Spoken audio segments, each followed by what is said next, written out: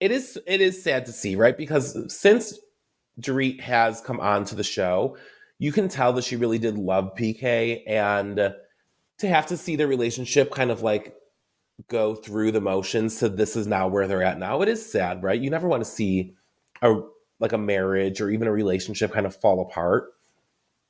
And a portion of it kind of like leads me to think like is everyone always says like the show will ruin your relationship. Like, is that the case? Like, was she saying he's an alcoholic? Was he drinking more because of the pressures of being on television? Like,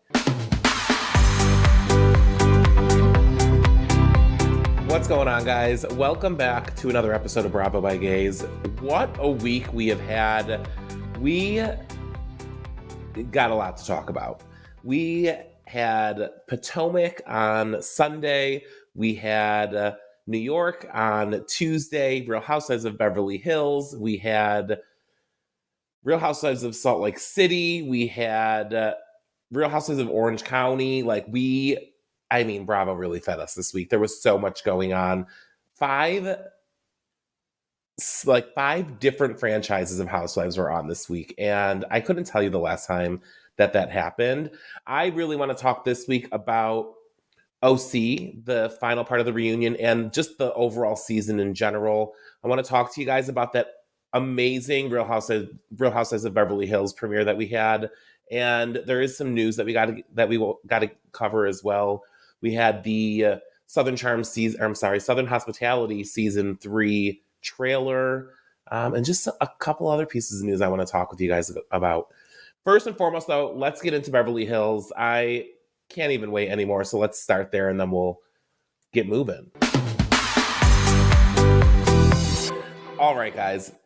Season 14 of the Housewives of Beverly Hills aired this week, and let me tell you, the ladies are clocked in and ready to work.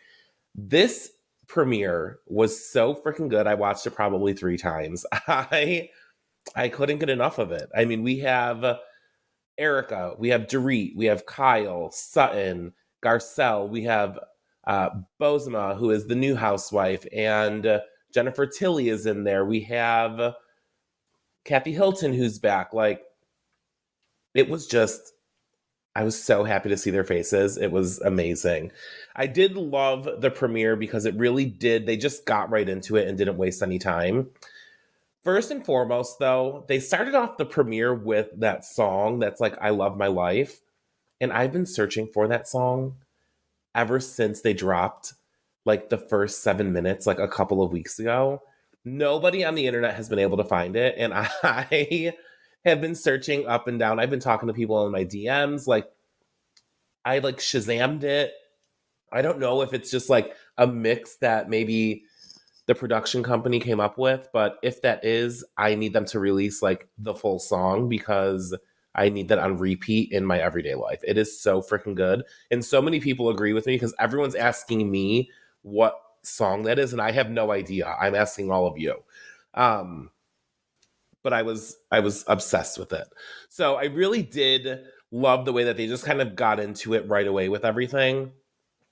And before we get into Dorit and Erika meeting up, I did just want to say I was so happy to see in the beginning of the episode Sutton meet up with Jennifer Tilly.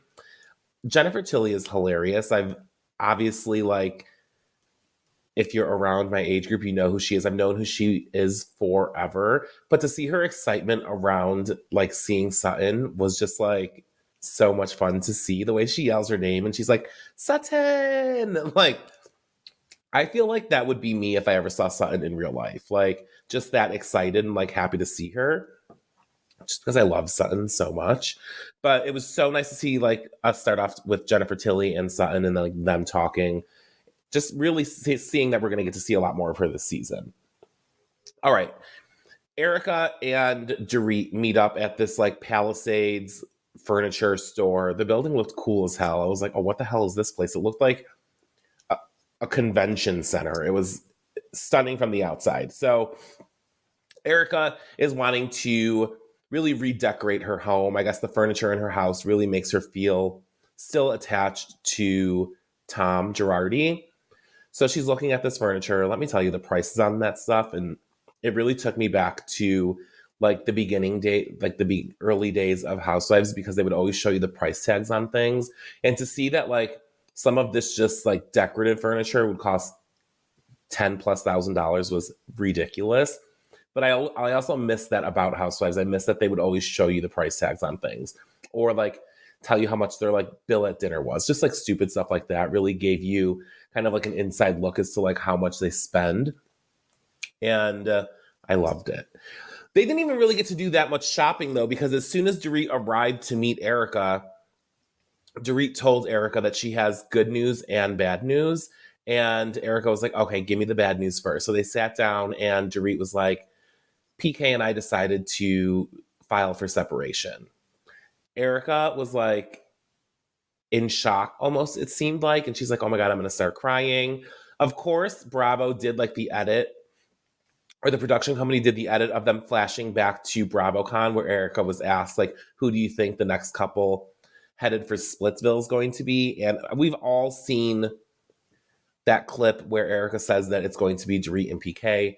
And in this episode, Dorit acknowledges that she knows that Erika was asked a shady question and that she really did just give a shady response, which is nice to hear, because I think Dorit really kind of was like offended by that when it first happened. But looking back, she says that Erika didn't really know anything that was going on, but she probably just saw that there was some trouble in paradise, and that's what caused her to give the answer that she did. It was a little weird to see, like, obviously Erika's upset by this news, but it was funny to see like Dorit try and like comfort her with it. Like she took out the pack of tissues to give Erika a tissue because she was crying. It was just like, I don't know, it was a little awkward to see. But that's like the first part where we get into kind of Dorit on this like tour of telling everyone that PK is an alcoholic, which I thought that was like kind of a choice for her to use that as like the driving force behind what her separation was really about. Granted, I mean, like, obviously I would hope that like she talked about like this with him before she went out and told everyone. But because I feel like that would be something that maybe he should be telling people instead of her going around to all of her friends on camera and saying this.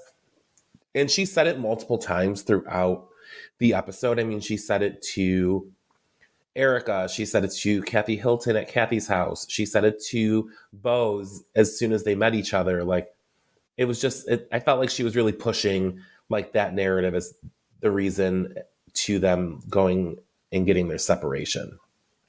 But I did love how Erika was just straight up with Dorit and was like, hey, like, I'm going to Kyle's house after this. Like, how do you want me to handle this? How do you want me to approach it? Obviously, we all know Kyle and Dorit are like not in the best place. And I just thought it was like nice of Erika to be like, listen, like, not my business, but I'll navigate this like how you want me to. And I think Dorit really kind of appreciated Erika saying that. And I'm not going to lie. I thought that Erika was going to walk into Kyle's house and be like, girl, I just met Dorit. Listen to what's going on. If that were the case, I think we would all have a different view on Erika after that. But a piece of me really kind of wanted that to be like how it was handled, because I thought it would have just been like, oh my God, I have like juicy gossip. I can't keep it in any longer. But that's not how it went down. So obviously, Erika goes over to Kyle's house, and Kyle is in the midst of moving furniture around. This is where she really tells us that Mo just moved out a couple of weeks ago. And what I found actually kind of relatable was the fact that Kyle says that like Mauricio was in this home with all women, and she just learned what like rain gutters are, but like she never had to do any of the housework, and because Mauricio would always do that. And I wonder if Mauricio would always do that, or if they had people do that for them. But I couldn't relate to anything more, because when it comes to like house upkeep, like I love having like a clean home and like all this stuff, but like that is what like I kind of have like my foot on the brake for when it comes to buying an actual home, because I have no fucking clue what you do with rain gutters. I have no desire to ever have to want to like do any type of like electrical work. And like, there's people that do this stuff for you, but like the stuff that comes to making sure a house is functioning, like I have no desire to like mow the lawn or like do a garden. So like the fact that Kyle was like, I had no clue how to do any of this. I was like, relatable girl. You're a relatable queen. But obviously Erika shows up, and so they start talking, and they really kind of got into Dorit and Kyle's friendship. And now, in my mind, I would have thought that Dorit and Kyle were the two best of friends that they ever could have had. Like, I thought that they were doing double dates with their husbands, family vacations with the kids. Like, I thought that they were just like in each other's lives way more than apparently what we've been led to believe, or at least myself, because it comes out that like they are not that close. And obviously we've seen scenes where Kyle is like, I can count on my hands the number of times that we've actually hung out, which just goes to show that like the show really does like make you think a lot differently than what they actually go through in real life. Because I'm not kidding you, I really thought that they were like besties. Like, remember like the Fox Force 5? I thought those girls were hanging out every single day, like doing their own thing and like having girls' nights and like all that stuff. And apparently that is not the case. So it was just very interesting to like hear them talk about to hear Erika and Kyle talk about Kyle and Dorit's friendship. Obviously, Kyle recognizes why Dorit could potentially be upset, and that is because she said on like an Amazon Live that their friendship was exaggerated. And as you go further into the episode, you can obviously see that that kind of took Dorit, like she was taken aback by it. But it was good to see the conversation. It almost made me think that maybe Erika is going to be the one that can kind of bring Dorit and Kyle back together. Who's to say? I have no clue. It could be Erika that does it. It could be Kathy. Obviously, we saw Dorit at Kathy's house after this next moment. But after seeing Kyle and Dorit, or I'm sorry, after seeing Kyle and Erika have their conversation, it cuts to a scene about Garcelle. And I'm not going to get too much into it. It's going over Garcelle's like accomplishments and like what she is currently doing in regards to like Lifetime movies, and like she has all of these films in production. She's also filming a TV show. We know how successful Garcelle is, and that is so amazing. Garcelle's a star, right? But what I did find like crazy, and I thought this was like the most epic moment on the premiere, and I think so many people agree because we've been seeing it all over social media, is after we have that scene with Garcelle and her son, they do like a cut to saying like a specific date, and I don't recall the date that they stamped on like the screen, but it was a date and time when all of the news was dropped in regards to Dorit and PK's separation. There were like e-news articles, like the flashing of the screen where it's like Dorit and K separate. Da da da da. There's background audio of like people talking from different podcasts or like whatnot about the separation, because it really did, when it dropped, that's like all anybody could talk about for that day or two. It was, I mean, I remember it. Like, who doesn't remember it? But the most like iconic thing was Dorit driving through the canyon after they're flashing all of these news signs. And she's just in her Range Rover lighting a cigarette. And let me tell you, I've never in my life wanted a cigarette more than when I saw Dorit light that cigarette driving down the road. We did learn that on Watch What Happens Live, she said that paparazzi were chasing her in regards to all of this, which is so funny to hear because there's so much talk about paparazzi and housewives and how like they don't care what housewives are doing. So to like hear her say that like she's being chased through the canyon in Los Angeles and she's just lighting a cig, smoking it, like good for you, girl. I mean, she joins other Real Housewives icons that love to smoke cigarettes, such as Dorinda, Lisa Vanderpump, Sonia Morgan, Kim Zolciak. Like, nothing makes me happier than seeing a housewife smoking a cigarette. And I don't even smoke cigarettes, but it's just like such a vibe. Listen, I've seen the comments. So many people are like, why are we glamorizing smoking? Because I want to. And I just thought it looked cool. I'm not saying like your kids should go out and buy a pack of cigarettes. I'm just saying like she was so stressed in that moment. She felt like she needed a cigarette. And I don't know what that was, but it was like one of the 100s. That shit was like this long. It was crazy. But I also loved in that moment when Garcelle was reading the separation post because PK and Dorit made just like static posts about announcing their separation. And Garcelle was reading it and she goes, "Oh, this is long-winded. You know Dorit wrote this." Like, Dorit can't catch a break in regards to like how long-winded she is. Obviously, we've seen everybody talk about it. Andy has even done the yawning on multiple reunions because she just never knows how to get to the point. So it was hilarious that Garcelle called that out. I loved everything about that. And that's when Dorit went to Kathy Hilton's house. It was a scene where Dorit went to Kathy and she was talking about the separation, and then she brought up PK being an alcoholic again. We see a scene between PK and Mauricio talking. PK saying that he really looks up to Mauricio and Kyle with the way that they have handled their separation and hoping that they can probably handle it the same. But it is sad to see, right? Because since Dorit has come on to the show, you can tell that she really did love PK, and to obviously we've seen them for so many seasons. I don't remember the first season she came on. This is season 14. I want to say she came on season 7, but I'm not entirely sure. I think it was season 7. But to have to see their relationship kind of like go through the motions to this is now where they're at now, it is sad, right? You never want to see a marriage or even a relationship kind of fall apart. And a portion of it kind of like leads me to think like, is everyone always says like the show will ruin your relationship? Like, is that the case? Like, she's saying he's an alcoholic. Was he drinking more because of the pressures of being on television? Like, I don't know. We saw him talk to Mauricio and he said that he was working a lot to sustain the lifestyle that him and Dorit were used to. I know there's a lot of questions that come into play, and I'm sure as the season goes on, we'll get answers to a lot of those questions. But for right now, I think we got a lot of information in the premiere.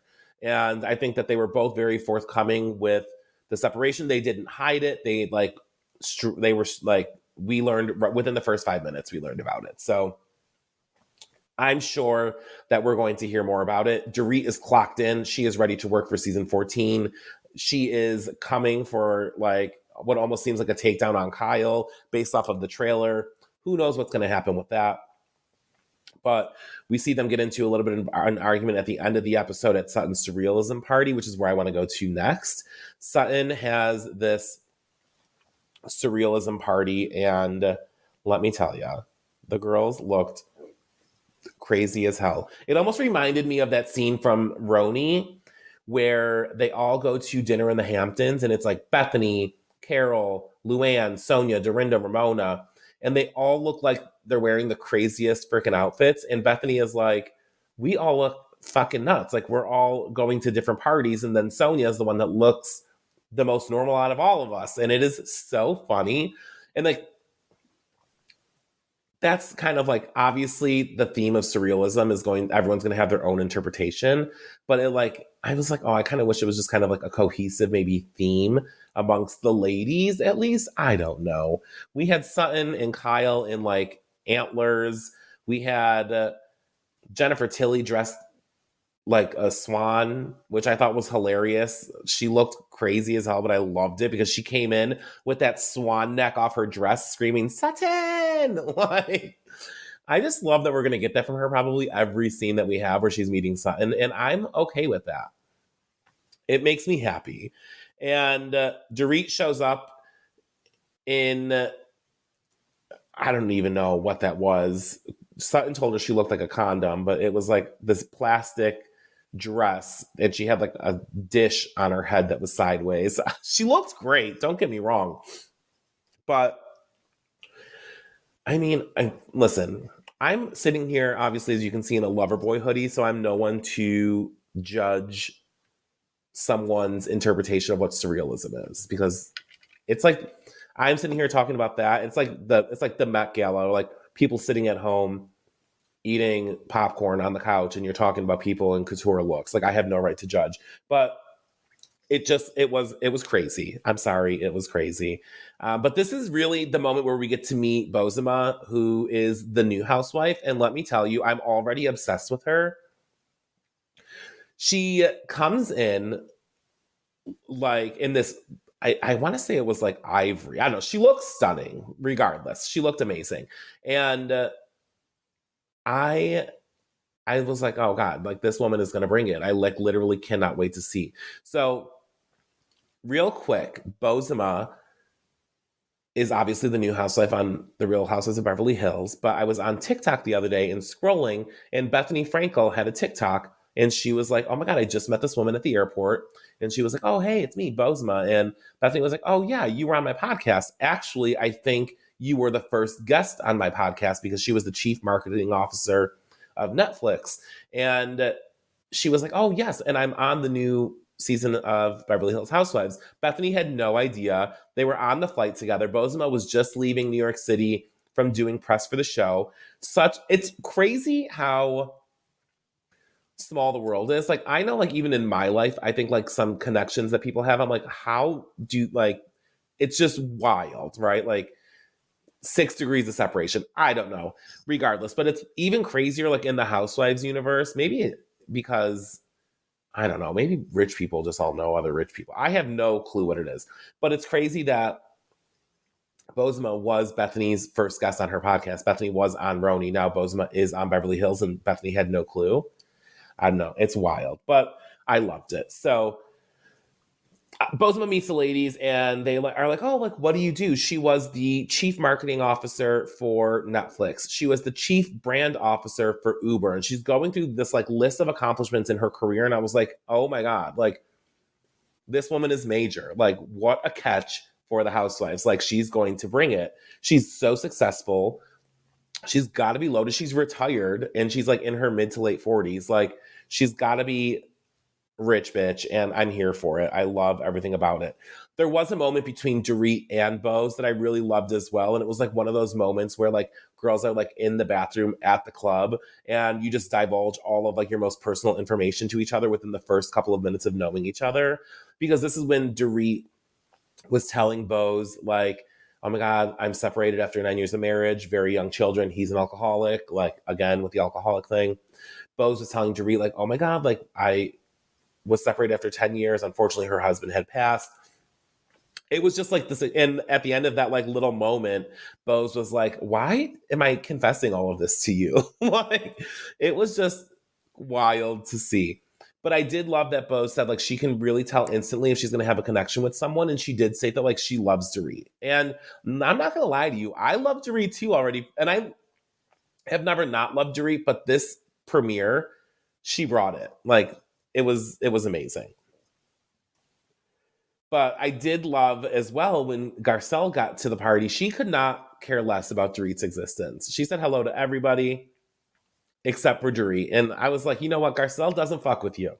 Like, and that's just how it is. And I just don't think she's going to be fake with you. I just don't think she cares. She's just not going to engage. I thought it was amazing.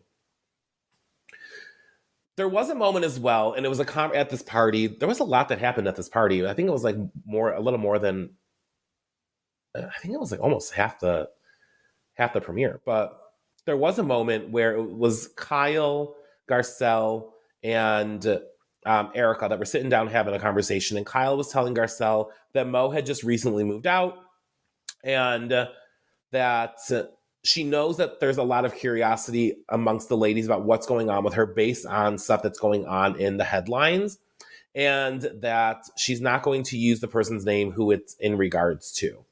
I love that Garcelle was like, Morgan was already been with us. Like, she was in last season. Like, did you forget that? Like, I can understand where Kyle is coming from with not even wanting to mention her name in order to kind of drum up more press in regards to the situation. But Garcelle's right. Like, we've already seen you and Morgan interact on TV. Like, she was in a lot of last season. So it's weird that you just wouldn't want to mention her name. But I also did love that Garcelle did say that Kyle doesn't owe anyone any type of explanation in regards to her sexuality. But of course, everybody wants to know. I mean, and she's not wrong, right? Like, everyone is seeing these headlines and like the music video and like all these things. So people are just going to naturally be curious about what is going on in your relationship. And I did love that Garcelle even said, like, she doesn't owe us anything, but listen, curious minds want to know. At that moment, there was a weird entrance with Dorit where Dorit was like, hello. And in the most awkward timing, like, obviously Dorit didn't know what was going on, but it was so cringy to watch her like come up to them having that like deep conversation and join the convo. And that's where Bozoma came in. That's where this other blonde woman came in as well. I don't know who she is, but they all sat down and it was just like such awkward silence that I would have done the same thing that Garcelle and Sutton did and get up and go to the bar and get a drink. But I digress. So, guys, we have missed her last season. She's back this season. Kathy Hilton makes her appearance at this surrealism party. And I got so excited when I saw her walk out of that SUV. And it's like Kathy's back, right? Like, thank God.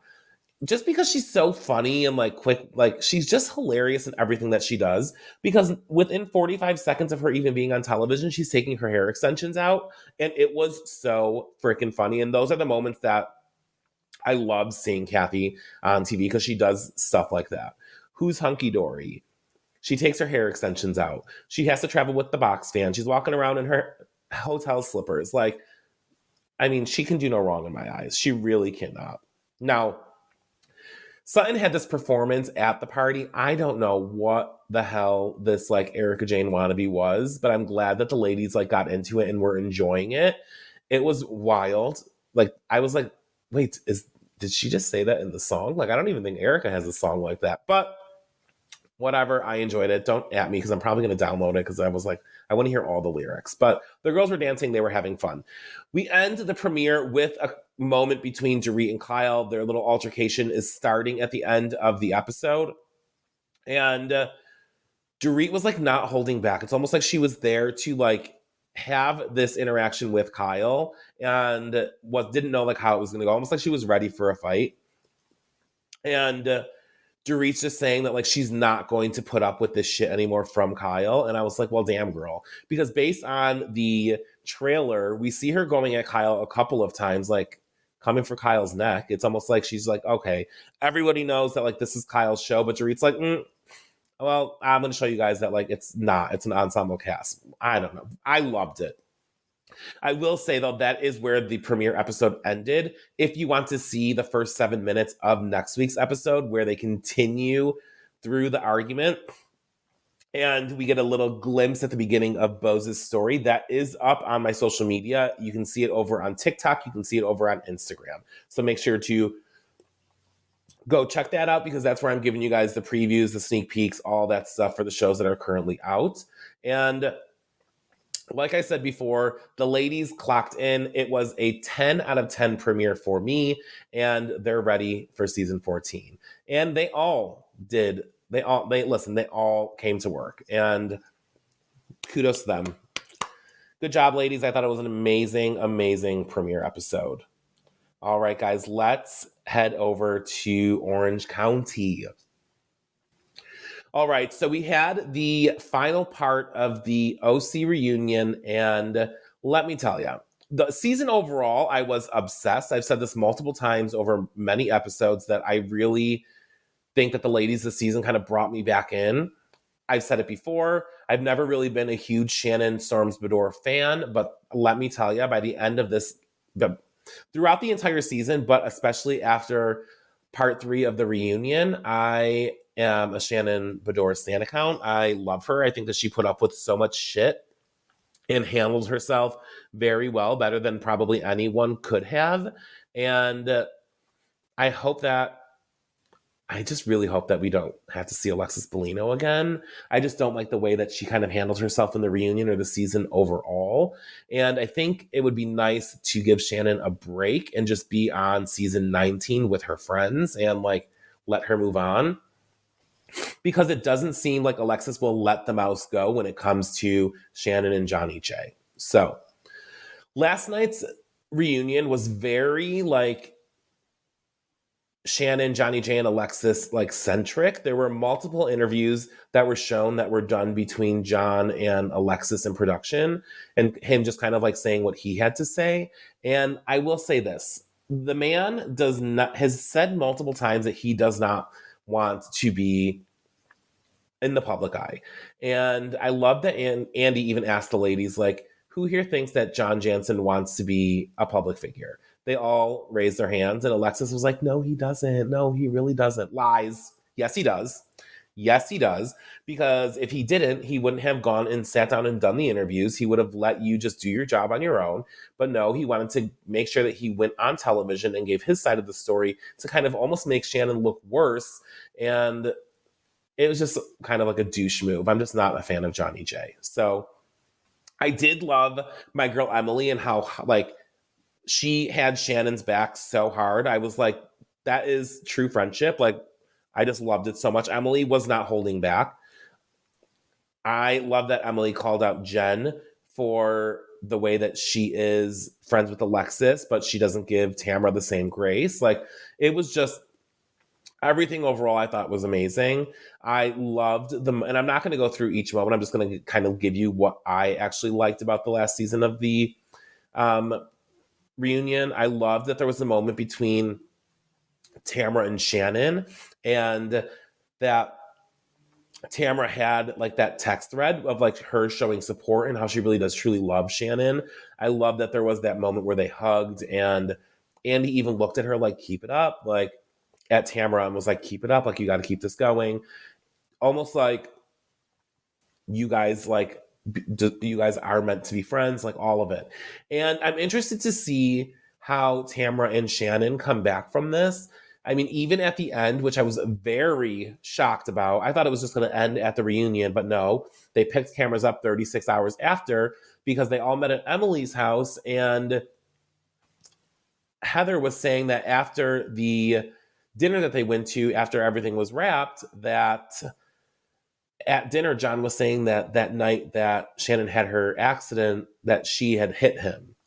And I'm almost glad that they didn't bring that up at the reunion because I didn't want to hear what Alexis had to say about that. Like, I was so overhearing Alexis trying to defend John, and she defended him so much that I feel like she almost ruined her opportunity to come back on any other future seasons. And I could be wrong. Maybe a lot of people really enjoyed that, and I always have to remember that, like, I'm on Instagram all the time looking at this stuff, and like so many people are commenting about it, but people who are on social media and who are like talking about Housewives are just such a small percentage that we still have like millions and millions of other people that have like their input as well. So who's to say like what other people thought? But to me, I really feel like she ruined her opportunity for coming back just based off of like how defensive she was. She gave Shannon like zero grace, and every time Shannon said something, Alexis was like right there to cut her down about it. But I will say, great season overall. I loved Katie, the newbie. I loved Jen. I think she thrived this season. I don't think that they need to change this cast going forward next season. I think they need to bring back the same cast minus Alexis, maybe add in another new friend. I mean, I don't know what happened to Taylor. Like, why didn't she come back? But I think that this is the cast that they need to go into season 19 with, and let us just ride it out with them. I mean, you're coming up, obviously in 2 seasons, it's going to be your 20th season. Like, let's have these ladies roll through to the 20th season and just see how they can do over the next couple seasons. I think they're doing great. I loved it. I loved everything about this season. Let me know what you guys thought. I want to hear your comments. shoot me a DM. Tell me what your thoughts were about the entire season overall. I mean, listen, OC is great, and it was their 100th season of a Real Housewives franchise, and it is so cool that the 100th season of Real Housewives was with the Real Housewives of Orange County, which was the first franchise to air. Kudos to Bravo. I love them.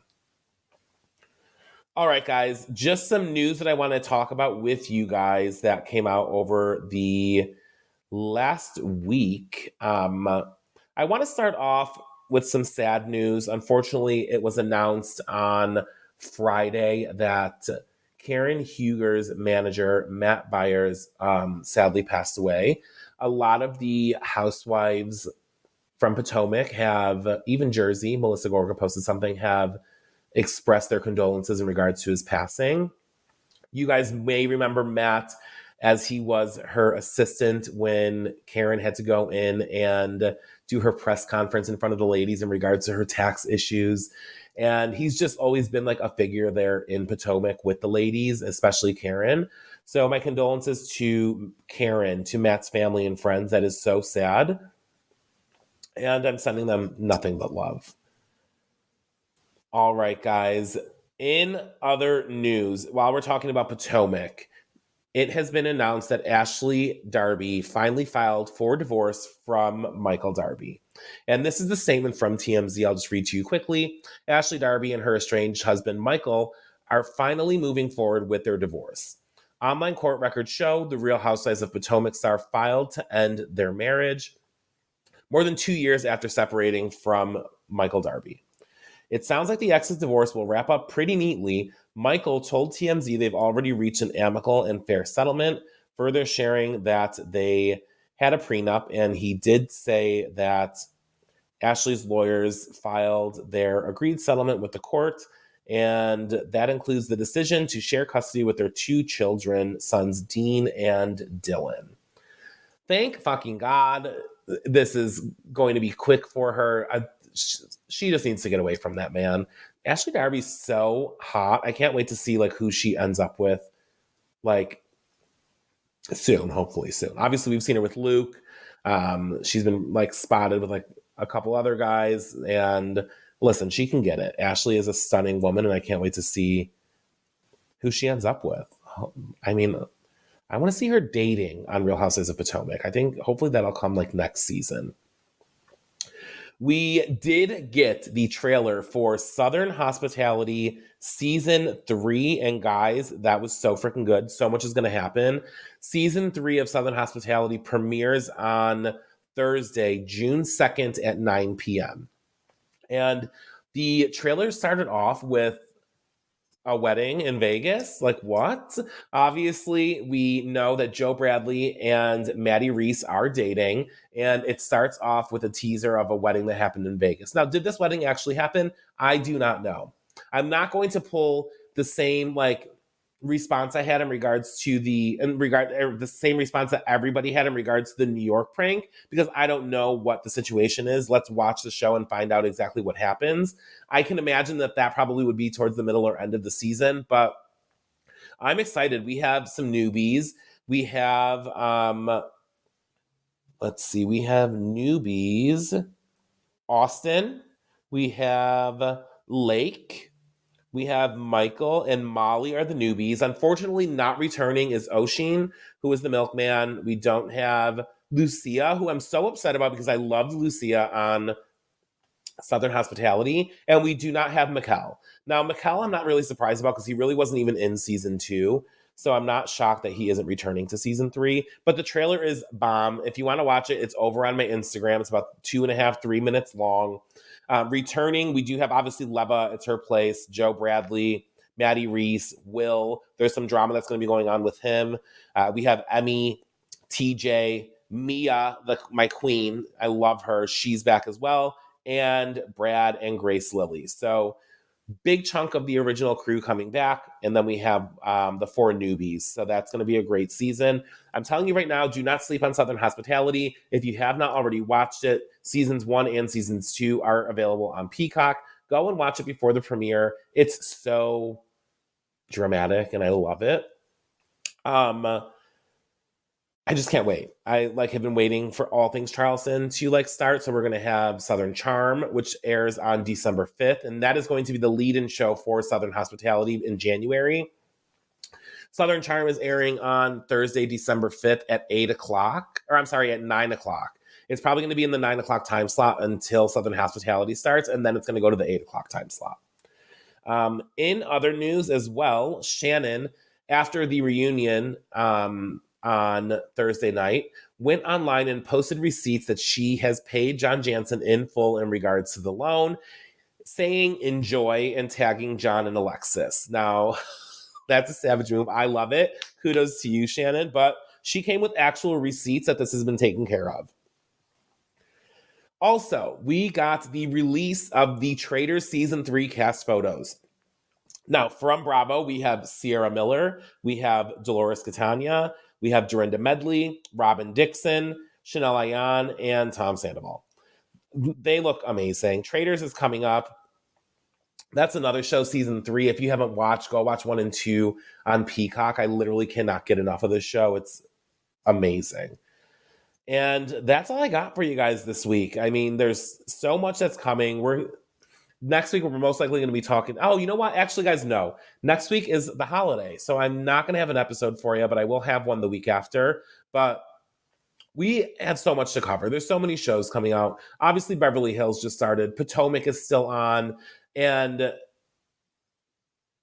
everything. I mean, OC's over, unfortunately, but there's still so much for us to cover.